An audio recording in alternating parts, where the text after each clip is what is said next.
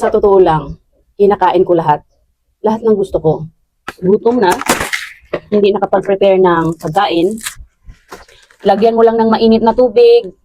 After few minutes, hindi ko siya pinapatagal dahil ayaw ko ng malambot. Kaya dinidrain ko siya agad. Then, halo mo lang yung sauce. Mix. Then, makakain ka na. Minsan, ang effect, kapag masyado mong higpitan ng sarili, marami kang ibabawal, doon pumapasok yung stress. Kaya ako, hindi ko binabawalan. Ang ginagawa ko na lang, proper hydration, inom ng maraming tubig, lahat ng gusto kong kainin, kinakain ko. Pero meron akong ginagawa. Umiinom ako ng Paragis, or Paragis, Moringa, and Guayabano tea. Umiinom din ako ng Paragis Gold kapag medyo heavy, bloated, para mapanatiling healthy ang gut, malinis ang mga daluyan.